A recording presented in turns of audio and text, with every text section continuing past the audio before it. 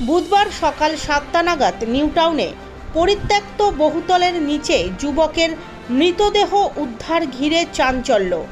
শরীরের একাধিক জায়গায় আঘাতের চিহ্ন। ঘটনাস্থলে ইকোপার্ক থানা এবং টেকনোসিটি থানার পুলিশ। খবর পেয়ে আসে বিধাননগর পুলিশের উচ্চ পদস্থ অফিসাররাও। বুধবার সকালে স্থানীয় সূত্র মারফত ইকোপার্ক থানার পুলিশের কাছে খবর আসে যাত্রাগাছি জৈব হাটের উল্টো দিকে একটি পরিত্যক্ত বহুতলের নিচে এক যুবকের মৃতদেহ পড়ে রয়েছে। খবর পেয়ে ঘটনাস্থলে এসে পৌঁছয় ইকোপার্ক থানা এবং টেকনোসিটি থানার পুলিশ। মৃতদেহ উদ্ধার করে হাসপাতালে পাঠানো হয় ময়না তদন্তের জন্য। যদিও মৃত যুবকের নাম ও পরিচয় এখনও পর্যন্ত পাওয়া যায়নি। নাম পরিচয় জানার পাশাপাশি যুবকের মৃত্যুর কারণ খতিয়ে দেখা হচ্ছে ইকোপার্ক থানার পুলিশের পক্ষ থেকে। যুবকের কাছে কোনো ডকুমেন্টসও পাওয়া যায়নি।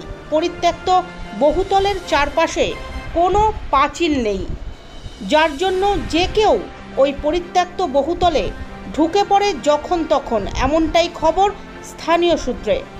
এখন মৃতদেহ উদ্ধার ঘিরে প্রশ্ন উঠছে, বাইরে থেকে ওই যুবককে মেরে ফেলে দিয়ে যাওয়া হয়েছে নাকি বহুতল আবাসনের ওপর থেকেই পড়ে মৃত্যু হয়েছে।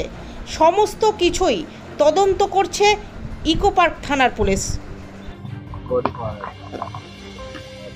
হ্যাঁ, আনআইডেন্টিফাইড বডি পাওয়া গেছে। ওটা মোস্ট প্রবলি ফল ফ্রম হাইটের জন্য ওটা ডেথ হয়েছে। রিজন অফ ডেথ কিভাবে হয়েছে ওটা ইনভেস্টিগেশন করা হচ্ছে। নেই, আইডেন্টিফিকেশন এখন অব্দি কিছু নেই। ওরকম কিছু নেই, যে ফল ফ্রম হাইটের যে টেলটেল সাইন্স থাকে ওটাই মোস্ট প্রবলি আছে। এখন অব্দি কিছু পাওয়া যায়, আইডেন্টিফিকেশন কিছু এখন অব্দি হয়নি, চেষ্টা করছে।